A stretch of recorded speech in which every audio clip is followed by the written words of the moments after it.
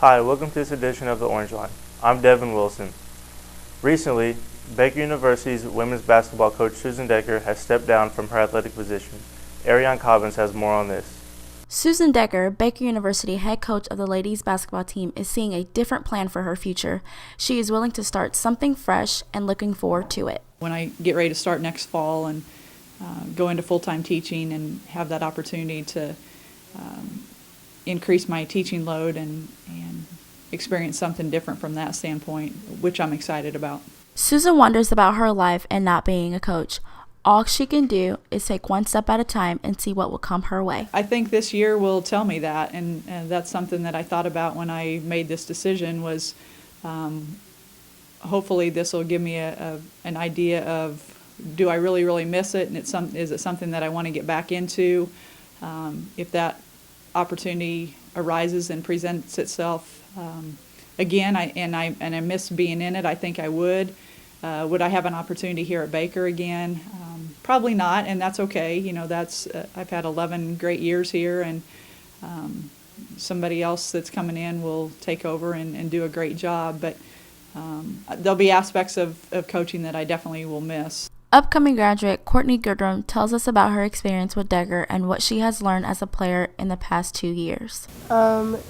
This year we were preseason ranked third in conference, and we ended up seventh. So it didn't really end up like we wanted. I think we could have done a lot better than we did, but I think we still did okay. And for it to be Coach Decker's last year, I mean, we definitely would have rather finished higher than we did, but we lost some games that we shouldn't have, but I still think that we ended up okay. This has been Areon Cobbins with KNBU-TV. Baker University's Greek Award ceremony took place April 15th. The event took place in Rice Auditorium and allowed the campus fraternities and sororities to be rewarded for all of their hard work throughout the year. Winners were announced for a wide array of categories by the host of the night, Brett Bruner. Winners of this year's 5-star chapter awards were fraternity Delta Chi Delta and sorority Alpha Chi Omega. Baker University's Anime Club had a 3-day-long student involvement booth in the Harder Union. Students, professors, and campus employees stopped by to participate in craft activities similar to those in Japanese culture, such as origami. Anime Club also held a fundraising event for relief efforts in Japan. We did a paper crane sale, and we gathered over $100 for the funds that we're going to send to the Red Cross, and hopefully we will also maybe be going to the community to ask if they would like to donate. Patton added that the goal of the event was to get the Anime Club better known on campus while providing fun activities for students. Now we continue our 4-part series on the school consolidation. Genevieve Des Marteau has more on this.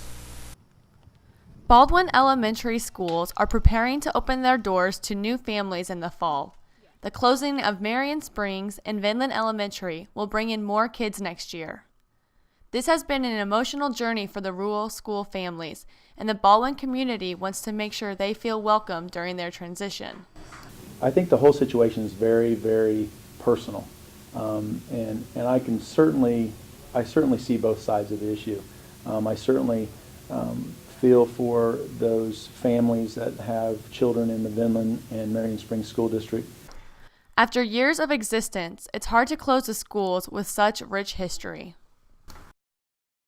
Some of those students are 3rd, 4th, 5th generations, and so their parents went there, their grandparents went there, and so there's just it's a family feel, and they feel very attached to those schools. Traditions aside, families from every school share concern of the increasing class size.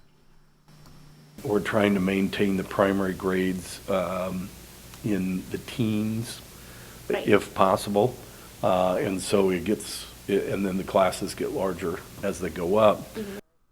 Though a teacher in a different district, Baldwin parent Sara Barth sees a change as a potential educational opportunity. You know, as teachers, we love it when we can watch somebody else teach and get ideas of different ways to teach different things. And I think that any time that you can collaborate as a group, that's awesome, because then you get even more ideas on different ways to teach the same subject.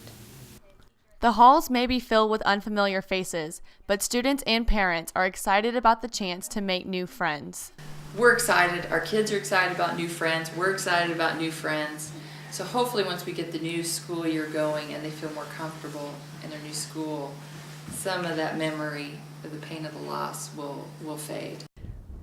The school district consolidation will allow the communities to unite and turn old neighbors into new friends.